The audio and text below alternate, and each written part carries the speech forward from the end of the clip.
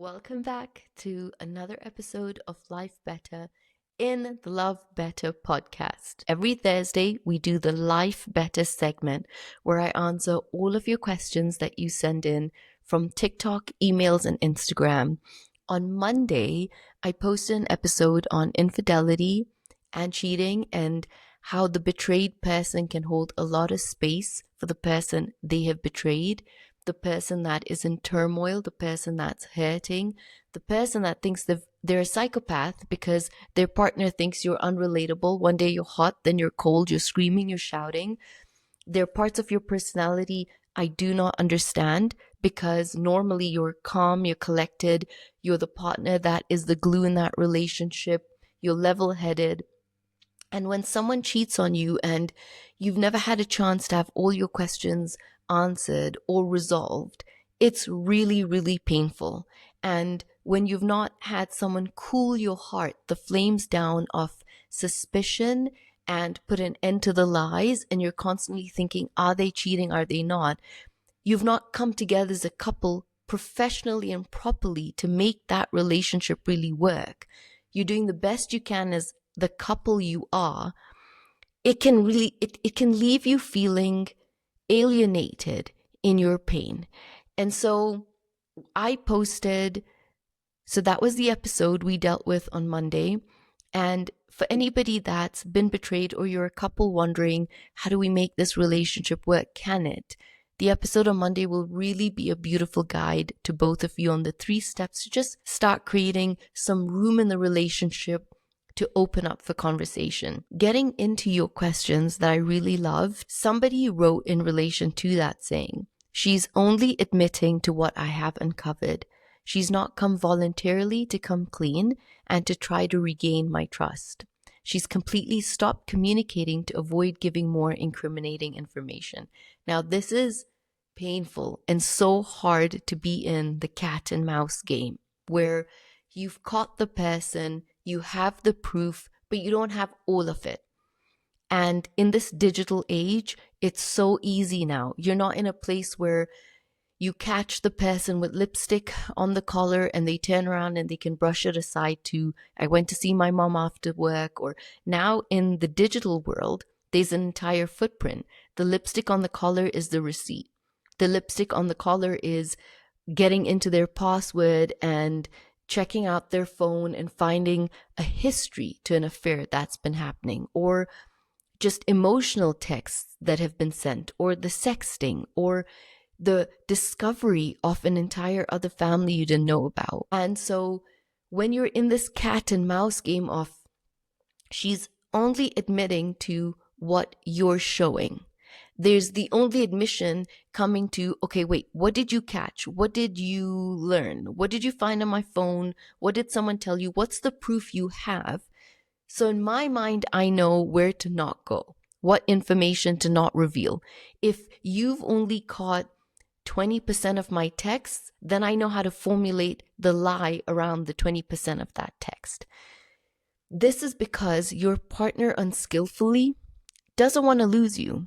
And now I know, wait a second. I understand the whole, if they don't want to lose me, Shazmeen, why did they do this in the first place?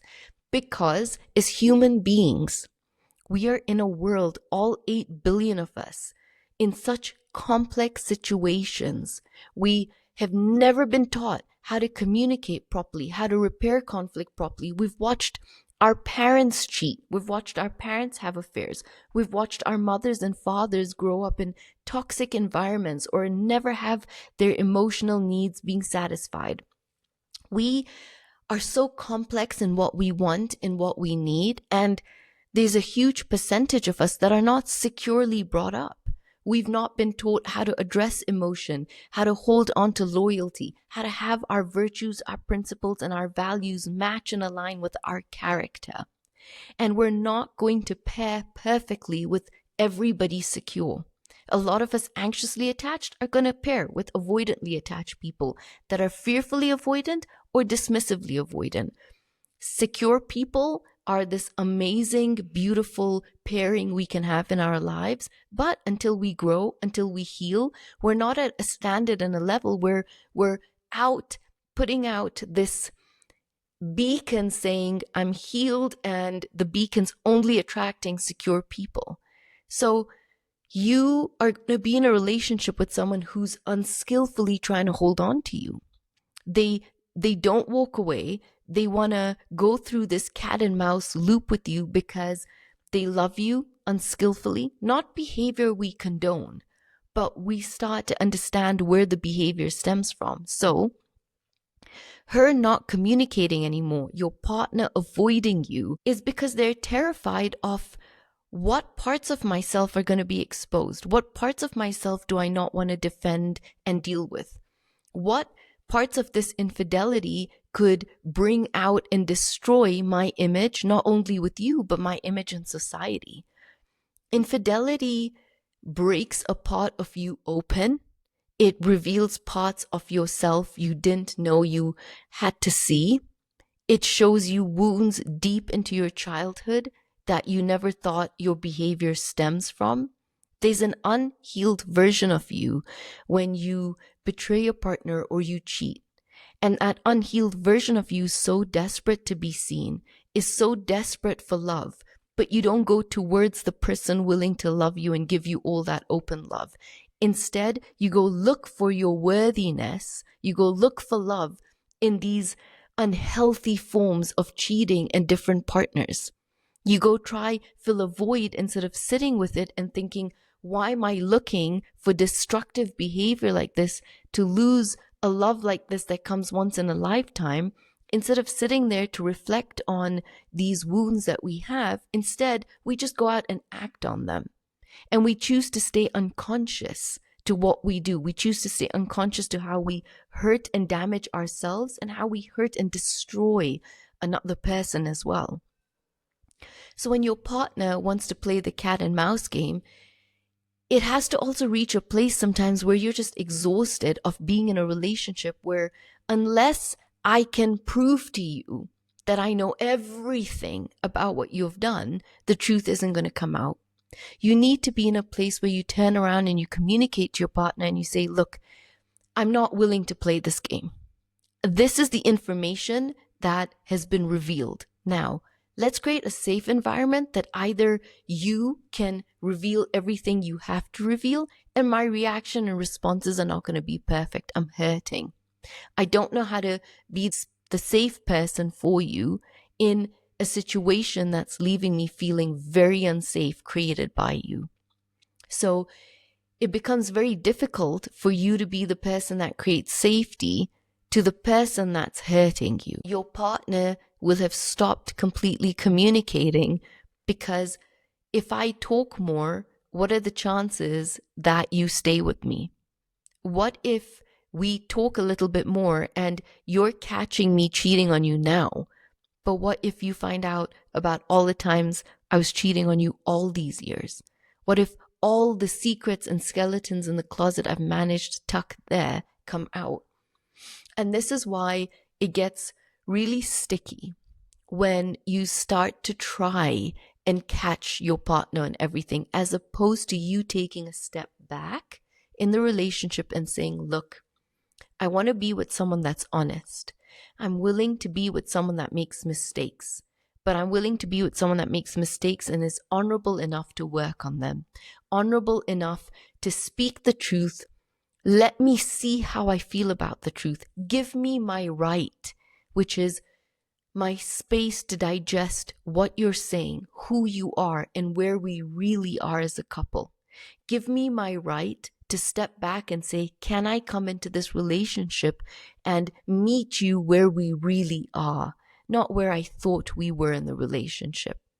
And so you have to be the person that communicates to them and says, I'm not coming here. If you shut down in the communication, then the expectation for me to keep showing up in the relationship is not going to be possible. My standard in the relationship is honesty, is the ability to have very hard conversations, is our ability to take the breaks in those conversations, is our ability to communicate how we both have an expectation to have this hard conversation. But I'm not going to be in a relationship with someone that lies. It is just not something I'm going to do. I'm not willing to be wounded in a relationship where a year down the line, 2 years down the line, 5 years down the line, certain behavior happens again and is going to trigger, are you cheating? Are you lying? And do I need to start looking through your phone again? So either we handle this as two grown-ups and adults, we professionally get help, or let's take the time out to say, this is not going to be a fun conversation, but are you willing to be in a relationship with me if I am willing to listen to the truth? And I might get angry, I might shout. I don't know how I will feel 2-3 days from now or 3 weeks from now. Maybe when you say the truth, I know one thing is I will hold you in a different regard to respect. I will respect your honorability to speak truth, to show up, because that tells me something about your character. It tells me you can make terrible mistakes, but you have the honor inside of you to rectify it, and that shows me you love me. You want to keep me in your world. What happens in these dynamics is when someone cuts communication from you, they hurt you, they cheat on you, and then they pull away. It leaves you not in your essence and energy to sit there and say, I'm not chasing that. I'm worthy of truth coming to me. I'm worthy of the relationship meeting me in the way I've been meeting the relationship. I'm staying here. What happens is you end up now chasing validation and your self-worth in their quietness and them pulling away. It leaves you feeling, wait a minute, you cheated on me? Am I not worthy of the truth? Do you not care? I'm going to now start chasing you and prove to you all the times I loved you and showed up in the relationship. Does all of that not matter? Does all the love I ever gave you not matter? So you have to be very clear with a standard you have if your partner cheats on you. It's not a standard we go into relationships thinking about, because a lot of the times when you find out your partner's cheating on you, you're blindsided. You don't expect it. You don't meet someone, fall in love with them, shake their hands and say, can't wait for you to cheat on me. I'm prepared for this. No one's prepared for it. No one's prepared for what it's going to feel like. No one's prepared for the devastation it brings in a relationship. So don't play the cat and mouse game. You don't want to speak the truth, then I'm not willing to be in this relationship. It's going to be really hard, but I'm not showing up. I'm not showing up to someone who cheats on me and then continues to lie to me. No one voluntarily comes clean. No one. A lot of the times, the relationship gets exposed, the cheating gets exposed. And so does the person's personality. So does their ability to handle the situation. Cheating doesn't just expose an affair. Cheating exposes someone's self-discipline. Cheating exposes someone's inner world, how they think, how they make decisions, their weakness to fantasies, their weakness to pleasure and lust that's around them. Cheating in affairs expose you to your connection to religion, to God, to your childhood, to your mom, to your dad. It opens up a can of worms that nobody expects, because nobody cheats thinking they're going to get caught. So I would not chase them and hound them down. I would hold your energy and your self-respect. And I would say, this needs to come to me. I'm not coming to you. Alrighty. The next question I have is, what if the cheating behavior is repetitive? If they're doing the work, after all the damage is done, should the partner remain loyal? Even if the attempt to resolve and forgive has already been given. The partner has been through rebuilding and given chances. What to do when children are involved? The trauma will generate to the highest impact for those children. So let's address the first part. What if the cheating behavior is repetitive? Then you pretty much know a hard decision you need to make. If you stay in the relationship where someone's going to consistently cheat on you, then you know what to expect, and they know what to expect with you. They know that you enable the behavior. They know how to get around you and how to weave lies even more. If you choose to stay with someone, then you have to be prepared for the pain you're going to go through and the cycles you're going to go through. So if cheating is consistently repetitive, then at what point do you have enough? At what point do you say no more? At what point do you protect yourself? At what point do you protect your children from that behavior? Now, if they're doing the work after all the damage is done, should the partner remain loyal? First of all, I don't think you should ever cheat on your partner back because they've cheated on you. I don't think you should use that as an excuse to also go out of the relationship, because I feel that's a test on your character, that's a test on your values and your self-discipline and the respect you have for yourself. Even if the attempt to resolve and forgive has already been given and the partner has been through rebuilding and given chances, what do you do when children are involved? Now, when children are involved, if you feel that you've shown up to the relationship and you've given it all the chances you can, and you have nothing left in you, then you have nothing left in you. And what's left in you is to pull away and start to digest and think about what you need to do for yourself going forward. When children are involved, we have to be really careful with staying for children, because if we choose to stay, then we have to be real adults about making sure these children are not exposed to slamming doors, to our anger, to our screaming matches, to our silent treatment towards each other. Then are we staying together and having dinner and breakfast together? Are we staying together and Sundays are picnics and taking the kids out together? Are we staying together and really making sure what we experience as a couple and as adults we can actually leave into a closed room and deal with really maturely or with a professional? And when we have to show up for the children, we really show up. Now, as humans and as adults, I don't see that as always being perfectly possible. Your children can pick up on the slightest change in your mood. They pick up on when you're sad and you're crying, and you are a human being.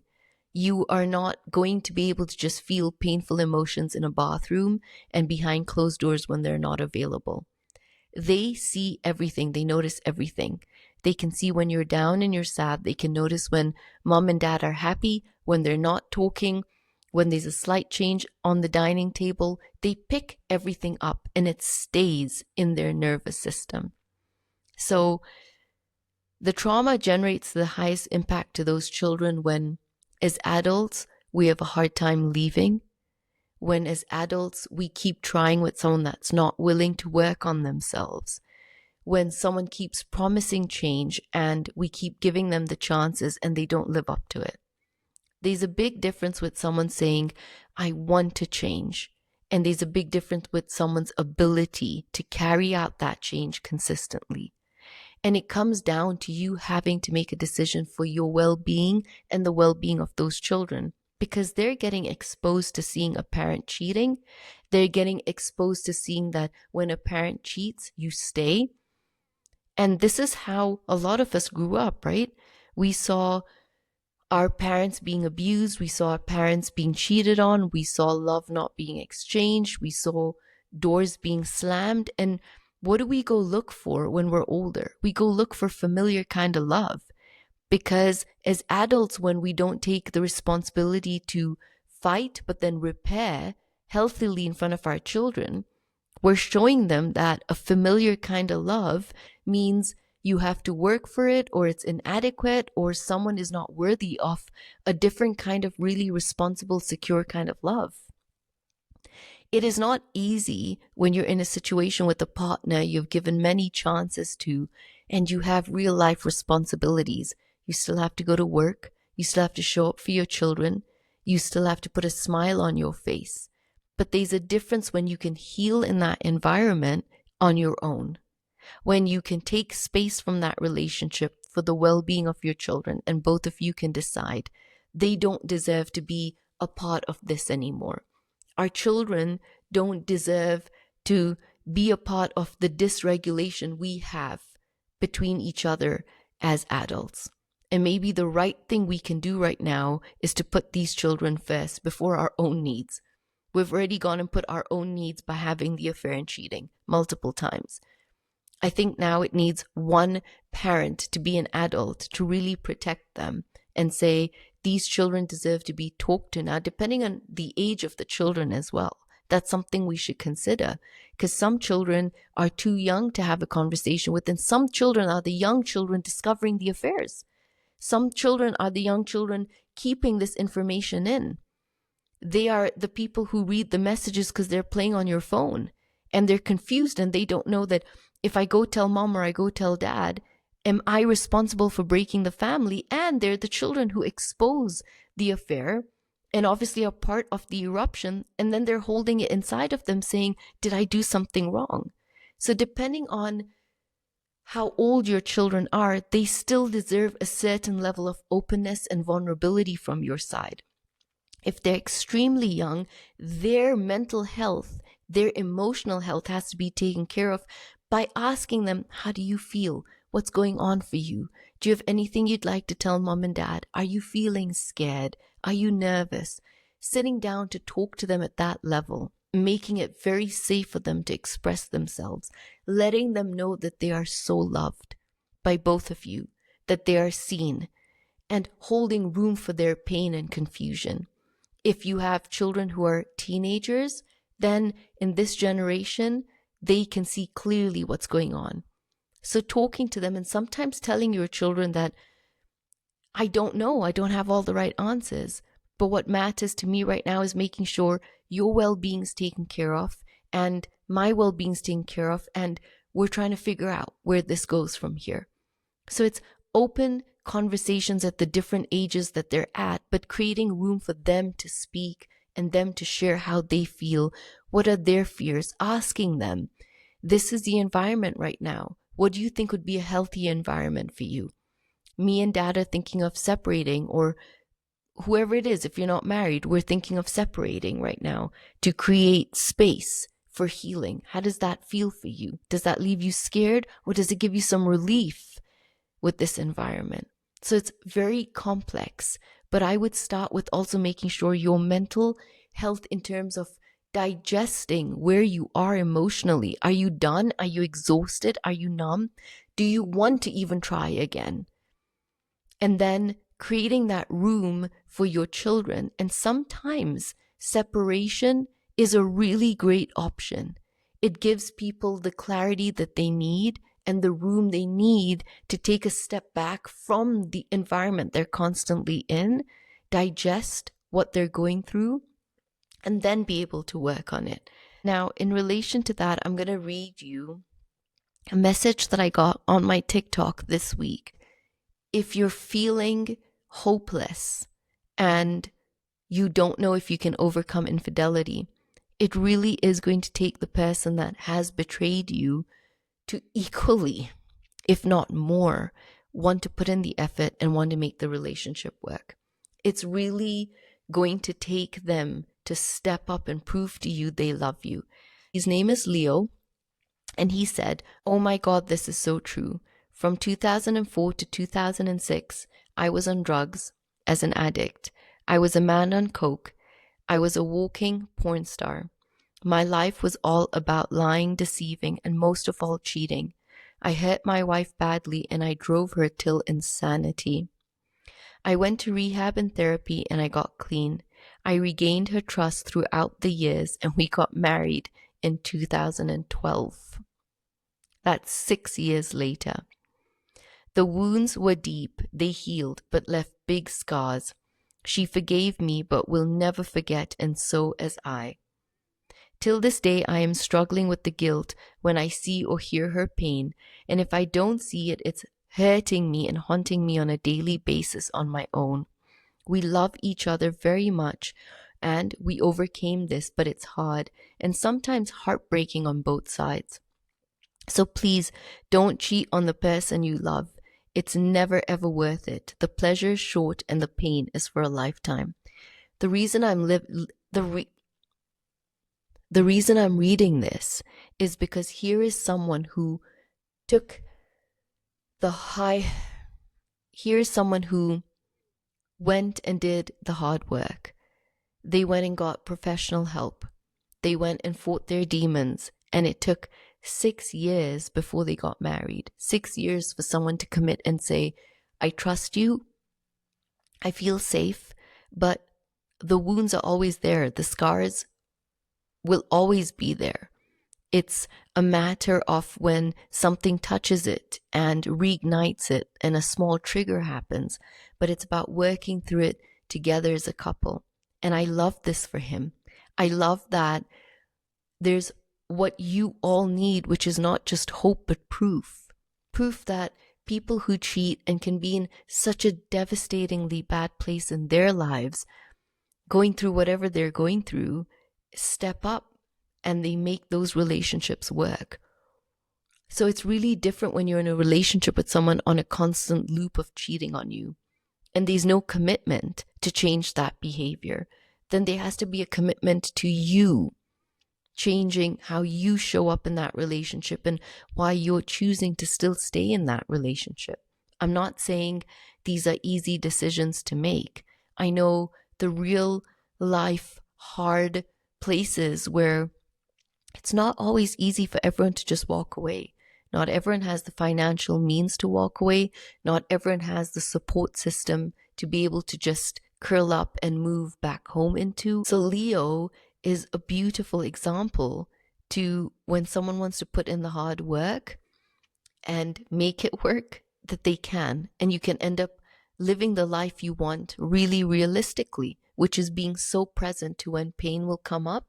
And it also gives you an insight into the person who's betrayed you. We think people who have betrayed us are heartless people. It's like the way we view avoidantly attached people. We think dismissively avoidantly attached people or fearfully avoidantly attached people are just heartless, inhumane people. They're not. They just have a much more painful way to be in a relationship with them because they're not emotionally inclined. They don't live in a world where it's very safe to show that emotion and come out of how they've constructed their world to not live in that level of emotion. And so it's the same thing when people have betrayed somebody. There's some people who don't own up to it, who pull away, who continue to cheat, who can go on to manipulate and control somebody else to keep them in a relationship with them. And it can have us judge them very harshly. Here is an example of a man who stepped up and is human to the wounds he had. Being on drugs is a different world. There's a different level of pain that comes up for you that is drowned out by you never wanting to have to deal with certain things in your life. And so I have compassion for people who have been betrayed, and I have compassion for the person that betrays you. Even the person that closes off, ghosts you, and moves on like nothing happened. The compassion to them is their inability to sit in emotion and experience the beauty and the juice of life and what relationships really have to bring and give them. Somebody else says that I'm the other woman, his wife, who suffered this. We were married for 3 years and he cheated for 2 years in this duration. He said to me he never wants wife life to her and said to her his wife is his family and his choice. He was cheating and cheating continuously and never wanted to let me go and her too. She knew he was married, but she still did with me and my husband. She still did it with me, and my husband is fully responsible for all. I gave him chances if he could become a better husband. I tolerated a liar husband and never wanted him to father my children. He was fed up from me to go for an outside woman, so I left him. He's trying to approach me, but I disconnected myself from his world. I left my country, my parents, and career for him, and he did this to me. So in strong relationships, what can she expect from him? Heartbroken. This is an example of the other woman that gets cheated on and her experience and how painful it is. And what can she expect from him? When you cheat on someone and you move on and you're thinking, what does the other person experience? Well, they'll never experience the full version of you. They can't experience a full version of someone that's not experiencing the full version of themselves. They will always get the broken, fragmented pieces of them. When someone cheats, they are giving out little parts of themselves to be seen and loved because they are terrified of being in a long-term relationship and being left if someone sees them for who they truly are. And so it's easier to keep cheating because when you keep cheating, you don't invest in those relationships. It's not real love. You're not opening yourself up to the greatest parts of you.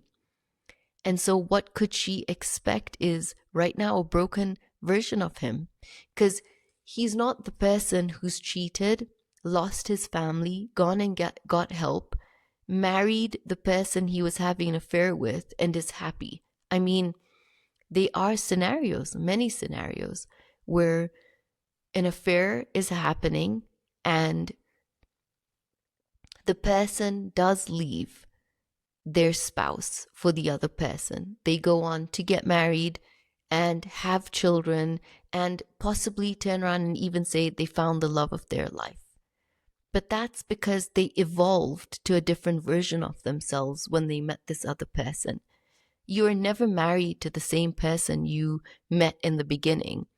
You're consistently married to different versions and parts of yourselves, and we forget to keep integrating those parts of ourselves as we stay married. We forget to be seen in these different stages, and then along comes someone who sees you in that stage. When you look at someone like Jeff Bezos, who married the lady that he married, he walked away from a marriage that he was in for a long time, married the person he was having an affair with, and seems to be happy. But that's probably because a different version, a different part of himself that he grew into didn't get recognized in the first marriage because he didn't show up in that marriage the way he should have. That marriage already had stacked pain. It had issues he probably wasn't willing to be able to solve, or she wasn't willing to be able to go into. And when you have an affair, somebody comes in at the level you're in. They don't experience all the heartache, all the pain, all the fights. They come into a version of you that you feel, this is a version of me I'm at now. So there are many people that do marry the person they're having an affair with and leave a lot of people like this lady behind, suffering in pain and in confusion. But we can't ever turn around and say they're not completely happy. We can't turn around and say that everyone that marries their mistress or the mister they were with are miserable. Some people truly are happy. I have personally coached people who are the people who are trying to make sure this doesn't happen to them. The mistress is now in a session saying, I know that we completely destroyed a marriage and we're married now and we love each other and we want to make that relationship work. And as professionals, you don't judge. You work with them where they are. But then you also get to see the other side of the destruction that's left behind from the person that invested and loved and gave everything and didn't expect this to happen. This is what I tell you. The fact that he didn't want to let you go was because he was getting loved by two women in a way that selfishly filled him. It didn't have him put in the hard work with one person and work hard to make that relationship work. It's easy. Anybody can go and have an affair. Anybody can be loved by multiple people.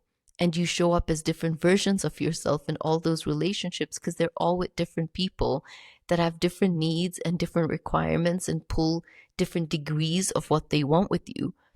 But when you're in a committed long-term relationship with one person, they're pulling everything out of you. They want everything out of you. They want to experience all of you. And sometimes that's stacked with all the mistakes, the pain, and the unresolved trauma in that relationship to begin with.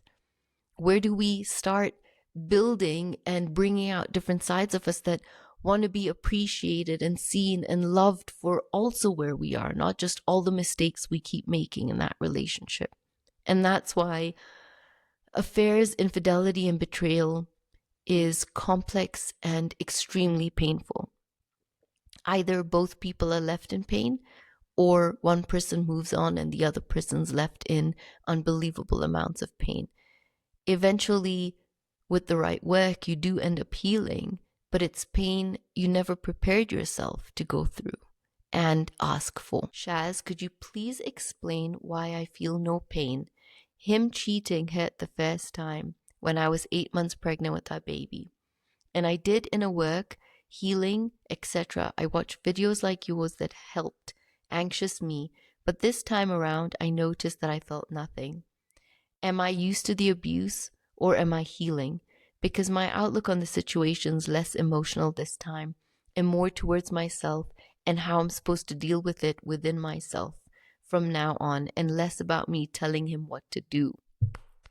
Applause.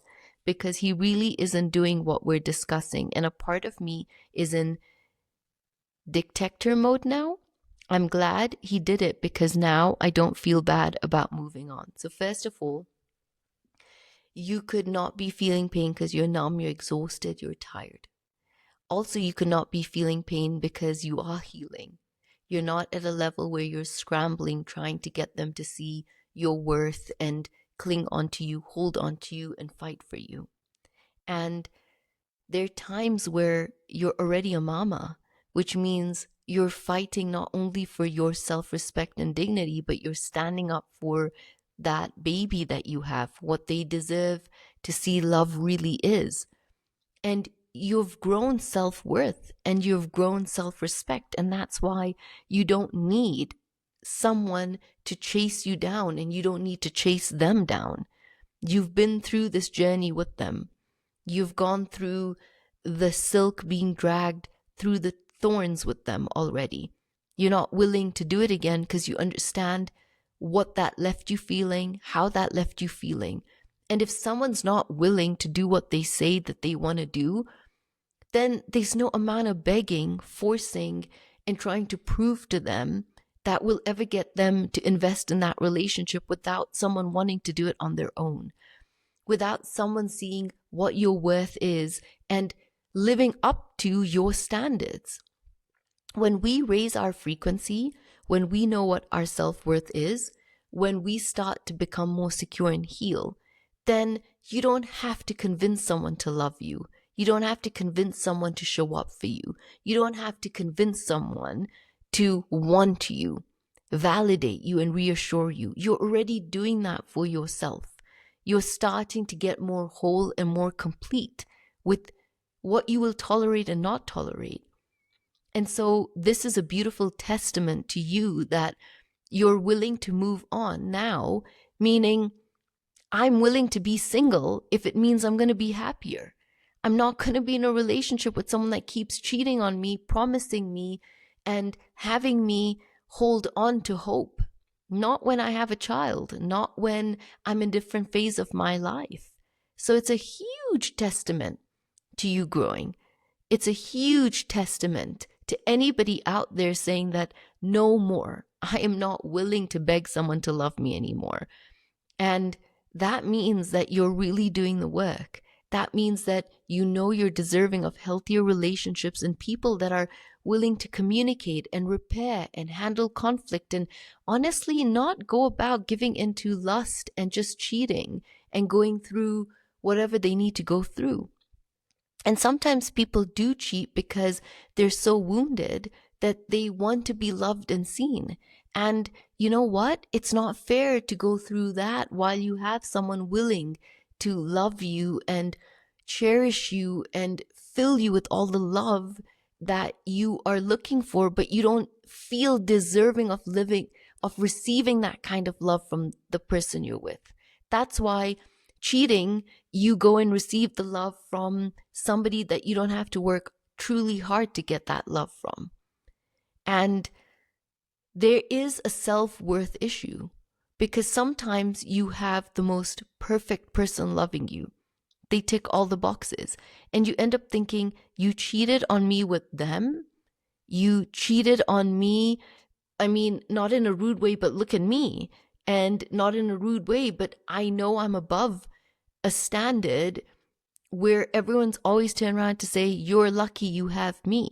So how do you cheat on me and make me question who I am? It's because they know they have you. You're above the standard. You're someone that they never felt worthy of having to begin with. So they sabotage the relationship, never knowing when someone like you could leave them for someone more like you. Not realizing that it was never about how they looked. It was about you loving the person you saw inside, loving the heart that you fell in love with inside of them. So well done. You are completely on a remarkable journey of healing these different wounds inside of you. I'm so proud of you. Someone else says, you're 100% correct. My partner did that. They blamed me for the cheating for most of our relationship. He was cheating with the same person. So now I stayed, and he's never taken any accountability. Oof, for his actions. He wants me to get over it, and when I bring it up, he gaslights me and makes it about me. I don't know how to get over it. He just tells me every day he loves me, but he's just saying what I want to hear. Thank you. So, this is the complexity of, sometimes for some people it's so simple, which is he keeps cheating on you with the same person, leave. But you are still in that relationship because there's a part of you where you've not discovered your self-worth. You've not discovered this is not the person you need to be with, that fills that void for you and that wound for you. That you're staying because they represent a part of your childhood that is so familiar, which is in your childhood, you couldn't leave mom or dad when they treated you badly. You didn't have the financial means or the ability to just walk out. And so right now, there's a part of you that's still an inner child playing to the same role. You haven't recognized you're an adult. You are grown. You have all these experiences that completely make you whole, that make you fulfilled. You are an adult that doesn't need to be an inner child that stays in a relationship with someone representing one of your parents. And the situation you're in allows you to step away and say, I can choose me. I can leave. It might not be easy. I might not financially have the ability and the means to do it right now, but I can start working on my self-esteem. And my self-esteem means staying with someone that keeps cheating on me and then says they love me. Is that the kind of love I want? What does love mean to me? We have to start taking responsibility for the fact we stay in relationships and we don't know what we want. We don't believe we have a right to our needs being met. We don't even know what love really looks like because we've never taken the time to love ourselves and love our inner child and make them whole and integrate with them. And so he says he loves you, and you know that that's not what you want. So I challenge you by saying, what do you want? What are you worthy of? What are you capable of achieving on your own? What kind of love or separation, a time on your own, do you need to give yourself? What parts of your anxious attachment do you need to heal? Because there's a part of you that feels you can't abandon him. So you've completely self-abandoned your own self to be in a relationship with someone just so they can say they love you and you don't feel it. And maybe you attracted this person so they could keep knocking on this wound so that you can look deep inside of yourself and say no more. I deserve to be with someone that is willing to do the hard work to be with me too. I'm willing to be with someone who wants to fulfill my needs, who wants to sit across me and say, what do you need? How do I meet it? I want to be with someone that pushes me, encourages me, pulls out the best in me, not drains my energy to stay in this relationship with them? Is this what you feel you're worth? That's a big question we need to start answering. Why are we staying in relationships that we know we have outgrown? They ended a long time ago. They're not even relationships. They're situationships calling for a greater part of you to heal and to move on from. And so sometimes it's not about trying to fix the relationship that you're currently in with another person. It's about fixing the relationship you're in with yourself. You have to have the dignity and respect for yourself and hold yourself to a higher standard. And until you do that, no one else is going to do it for you. They're just going to find different ways to be around the person that tolerates them, because you're enabling their behavior and they know that you are. You're not calling to them to step up. You're not stepping up for yourself, having them going, oh my God, I actually love you, and in order to be with you, I need to work on myself. They're going, in order to be with you, I can cheat on you and just tell you I love you and do a couple of the really easy things, and then I test it and see you never ever leave. So I don't really have to rise up to anything. So we need to start having higher standard for ourselves. And we need to start understanding the relationships that sometimes we're currently in. They are just an absolute mirror and a window into you having to do the hard work for yourself. The hard work of looking within. And it's scary because you don't want to be alone, but you're already alone inside. Your inner child is screaming to be seen, held, and loved, and parented by you. And so sometimes, do we keep holding the other person accountable, or do we need to be accountable for how we show up in relationships and what we keep attracting? What if a certain husband is coming from a traumatic childhood that he had no one around when he was growing up? He sees a mother figure when he's young and thinks she's taking care of me, and marrying thinking it's love. Okay, mother wound. Then to later realize it's not actually love, but he's stuck realizing it later, but cannot move on due to the children or the responsibilities at hand. Do you think it's unfair? What's your take on this? So first of all, my beautiful sugar crush that asked this question. When your husband comes from a traumatic childhood and he's attracted a mother figure in you, first of all, that means you have so much love to give. You have so much compassion and you have so much empathy inside of you. But you've shown up for a long time in his life as a parent. You've shown up as a mom. You've shown up maternally. And so we've lost the attraction in the relationship as husband and wife. We've depolarized the masculine and the feminine energy in that relationship. And so he has probably taken his fill on receiving that maternal love, but as he's growing and as he's evolving, he's looking for a different dynamic in the relationship. I like that he's responsible by not just walking out on you and knowing that he has responsibilities to the children. But we don't want to end up in relationships because we have a duty to each other.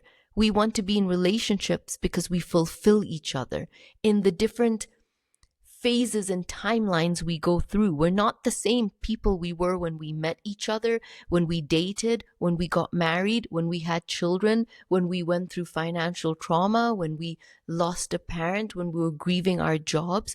We keep evolving. What we forget is we have one marriage, the time we got married. We forget that we're actually having, or we should be having, multiple marriages to the different parts of ourselves that keep showing up in relationships. I would turn around and tell you to sit him down and say, what are you looking for? Is there a part of you that maybe sexually we're not aligned? Is there a part of you that maybe sexually you're looking for, that you're craving, that materially isn't working for this relationship? We're sort of hitting a roommate, stalemate part of our relationship. What parts of you are ignited inside of you that you would love to see in our relationship? These are the hard, healthy conversations we need to be having, because we cannot be fulfilled unless we are brave enough and vulnerable enough to lead in our relationships. So, is it unfair? Well, that's a hard question to answer, because he attracted a part of you that was a caregiver, a rescuer, a fixer, and a saver. You only got attracted to him as well because there was a part of you that felt worthy by being needed in the way that you were needed, correct? Now we're in a beautiful phase of our relationship where maybe both of you don't need to play certain roles anymore. What are the fun roles you can start to have in your relationship together? What are the new conversations you can start having with him? You can be brave enough to lead. What is some of the spiciness you can bring into that relationship that I'm only assuming, if you're playing a mother role, won't be in that relationship? They could be a big gap. And this is sometimes the part of a relationship people use as an excuse to go cheat, right? So, not saying that, oh, instead of them going to cheat on you, there's no role you would play for anyone doing that. But maybe there's a spicy, fun side in this relationship both of you can reignite. And you could bring the fun to the relationship. Maybe you could start telling him, I'd love to go on date nights, and I'd love to learn you, and I'd love for you to learn me again. What are some of the dating games we could play? What are some of the sensual ways you'd love me to show up? And what are some of the sensual ways I want you to show up? You've probably played, a role where I got to caretake you as a child. And I don't want to be married to a child. I want to be married to an equal partner as well. So I might have played a maternal role for you, but then you've played a different role for me that I'm not enjoying either. How can I feel needed in this relationship? And we can go into a new phase of our relationships. And this is the thing, that we think that all relationships have to come to an end when certain parts of ourselves are coming to an end. Well, different parts of ourselves come to an end as we keep evolving and growing. So we keep having to have harder, newer, more exciting conversations in our relationships. And I think that's the fun of what keeps long-term relationships with the spark alive, is going with the flow at the different phases both of you are at. And it doesn't mean the relationship ever has to end. It means one of us has to get brave enough to lead. And I think that that's you. I think you can lead the relationship and maybe start to get professional help, and he can speak to someone about the trauma he's been through, or you could get curious about what did you go through, what does it mean, what was your childhood like, and maybe create room for him to start sharing his pain. And remember, when people start to share their pain and their yearnings, then they want to be a part of your world too. They want to create room for you when they feel room's been created for them as well. So this is a beautiful place for anyone in their relationships to take their relationship to a completely different level. Okay, question. I was with my ex since we were 16 years old. 40 years of very big life, close family. So I'm assuming they were together for a long time. The last time he cheated in 2020, I had proof. Several infidelities over the years. So he ran. Naturally, confess what he's done to you. He's an avoidant. Okay, makes even more sense. And narcissistic. Right. What I can't cope with is the lies and the defamation for me and our relationship. He said terrible, vile things of me that are 100% not true. He's lied to our adult kids. He's broken them and me. I still ruminate over the injustice. It saddens me in so many ways.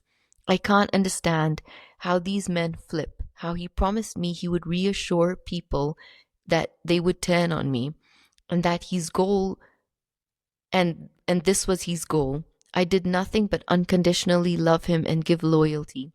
He married the mistress, moved to her state, raises her young children, and has no ties to ours. It's crazy. He never told us he was moving interstate or getting married. He just does these things. I can't wrap my head around it still or trust another. First of all, of course, this is not easy to go through. And, there's a lot of times where people that are dismissively avoidantly attached or extremely fearfully avoidantly attached, they get very confused for being narcissistic. I don't know if he really is someone that is narcissistic, but it would completely make sense with him threatening to ruin your image because you have proof and you can show he's several infidelities. Because anyone that's narcissistic doesn't want their image spoiled. They have a grandiose, charming image to the rest of the world versus how they show up at home. And he's already lost face with his children, and he's lost face with you. And he's not going to lose face outside. And so he will threaten you and say, if you expose me, I'll probably expose you in other ways too that are not true. But it's his way of unskillfully saying, I'm kind of begging you, and I don't beg people, to not spoil my name.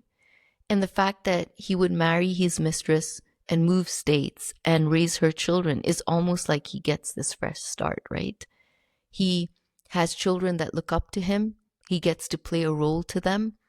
He is with the mistress, which means if he's taking care of her children and if he is extremely narcissistic, then he will make sure that he probably loves those children in a way that have her completely dependent on him then, because that's what they do.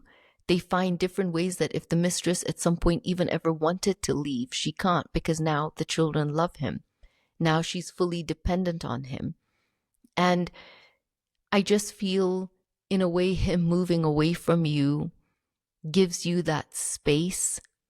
It has you process what you've been through slowly, one day at a time. And I'm glad that you have your adult children. And I hope that all of you, your adult children and you, come together to talk, to speak, to be there for each other. And it's really hard when someone cheats and then they get exposed because they don't want to face a version of themselves. Some people cheat, get exposed, and want to rectify that version of themselves. They don't want to lose their families, and they go through the ends of the world, like Leo earlier on that I read, to make their relationships work. Even with the patience of the 6 years it probably took him to get to marry the woman that he hurt so much. And he can admit that he pushed her to insanity. But there's some people who won't go there. They'll cheat and they don't want to be exposed, and they don't have the energy to make the relationship work. They want everything to be better. They want you to forgive them. They want you to just join them where they are. Let's not make a big deal. Let's not discuss this. Let's not go deep with this. And so when you are not willing to do that, that's hard work that clearly they're not willing to go into. So it's easier to marry the mistress because she's already infatuated with him. She's infatuated with the version of him that shows up. She's infatuated with the version of him that is now loving her children and is making her life easier financially or in a multitude of ways, where because she's unhealed, she feels having a man in that way fulfills a void and a fear that no one would ever love her and see her. We're so complex as human beings.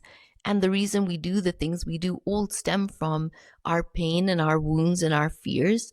And when we start to heal, then we don't have behavior like that. We don't tolerate behavior like that. We don't put ourselves in a line to attract people to that kind of a degree. And I cannot imagine the pain you're in, but I'm so proud of the fact that you are courageous enough to find proof and let him go, not beg him to stay.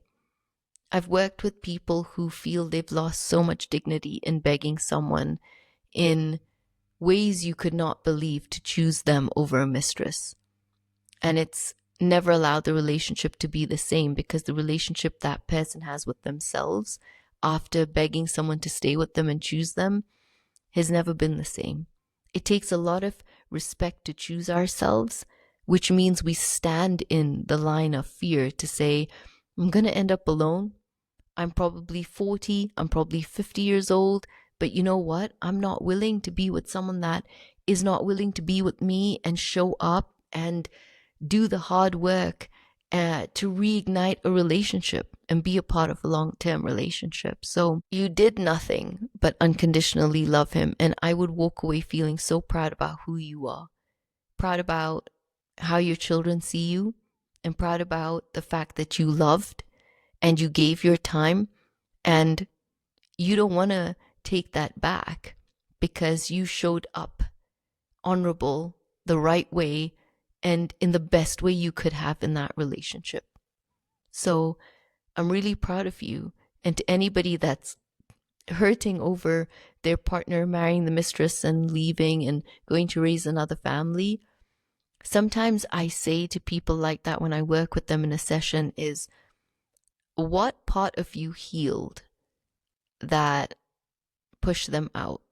What part of you healed that actually had your partner leave you? What part of you healed that didn't want to be in this relationship anymore? And so subconsciously, you created room just for yourself now to want better. And a lot of people will sit there going, oh, I never thought of it that way. I never realized that I'm part of creating that space of my partner leaving me was because I was no longer willing to be in a relationship with them at that level anymore. And so I wasn't willing to walk away because I was too scared, but I was still part of the energy of pushing them away so that now I could just sit and deal with what I need to deal with, which is, why did I stay? What parts of me attracted this relationship when I did? What parts of me are healing that no longer want to be in a relationship with this kind of a person? What parts of me can forgive them if I'm ready to, because they are still so wounded and they're going to show up in that relationship wounded too. So what parts of me can let them go because I'm healing the wounded parts of me as well? Focus on your children and give them everything, because as you pour into your kids, they pour back into you, and all of you have got this. How do I stop feeling the need to be desired or seen or wanted? Well, we never stop that feeling. Why should we? It's a human need. It's a human need to be seen, to be desired, to be wanted, to be cherished, to be chased, to be someone that somebody puts in the effort and the energy to want to be with you, to learn you, to invest in you, to push you, to encourage you. I would tell you, never stop feeling. How do I stop feeling the need to be desired or seen or wanted? Don't. But see you, desire you, feel you, want you.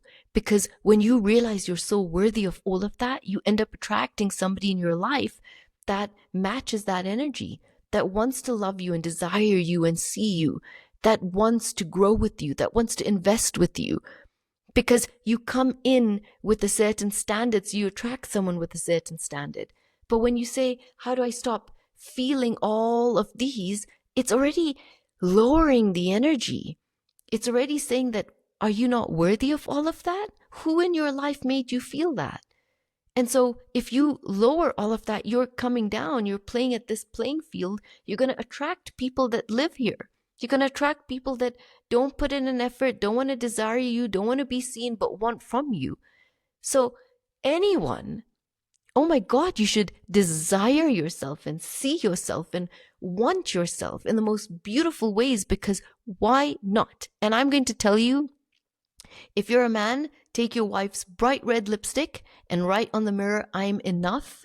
I have a right to be desired and seen, and I see and desire myself. And if you're a woman, do the same for yourself, because there's nothing more freeing and powerful to step into feminine energy.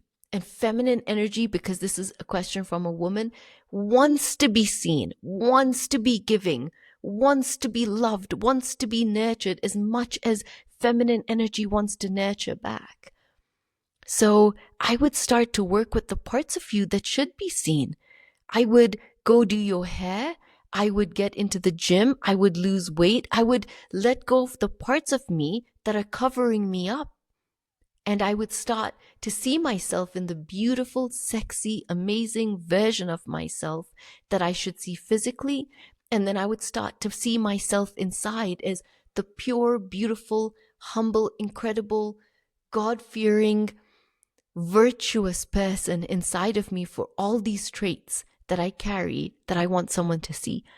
Be seen externally and know your traits and characteristics inside so you can also invite someone into your world that's curious about wanting to learn about you as a person inside as much as they appreciate the beautiful deliciousness of you outside. Here's a question for the Q&A episode. Avoidant when they go to someone else directly after a breakup. Do they love them or love me or love us both? Which one is the real deep love? Who touched his soul? That has been a big exclamation mark to me. So, first of all, I see you. I see that you're looking to be seen. I see you're looking to be validated. I see you're looking for your deep love, your personality, all of you to be embraced, to be wanted, seen, desired, valued, appreciated. And I would not ask who touched his soul. I would not want to compete with somebody that can walk away from me and go be with somebody else. I would raise my frequency and self-worth to a level where I know who I am.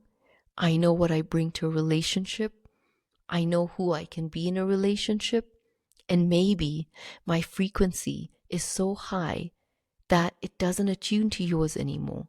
It has you going to look for someone that's okay to be cheated on with me. That's okay to be part of the cheating and the affair. We have to start asking better questions and recognizing that we shouldn't attach our self-worth to the people that pull away and walk away from us. We have to attach our self-worth to the fact that we let them. You walked away from me, but I let you. I didn't chase you. I didn't need to. In fact, my subconscious energy probably pushed you out the door because I'm creating so much room to love myself and step up for myself. When avoidants go to someone directly after a breakup, it's because they're not processing the breakup with you. They cannot. They don't know emotionally how to go there. They don't want to feel that pain. They're going to numb it out by getting into a hobby, getting into another relationship, getting themselves seen, getting attention, getting someone else love them because they're feeling unworthy from the breakup with you. So they don't want to deal with their unworthy wound. So they go and find someone else that makes them feel seen and loved and cherished. And they'll do it in whatever ways they can. If you're looking to feel better, I would turn around and not feel better by trying to compare myself or trying to ask or find my validation in if they loved me. I know it's hard. You know, which one's the real deep love? Who touched his soul? You probably touched his soul in a multitude of ways, but he probably couldn't show up and love you in the ways you deserved anymore. And there's a reason you broke up, and I would focus on why you've broken up and how you've grown and what you need, what you needed in that relationship as well that you did not get. What parts of yourself did you lose? What parts of yourself did you abandon to be in that relationship? What parts of yourself will you never abandon to be in a relationship again?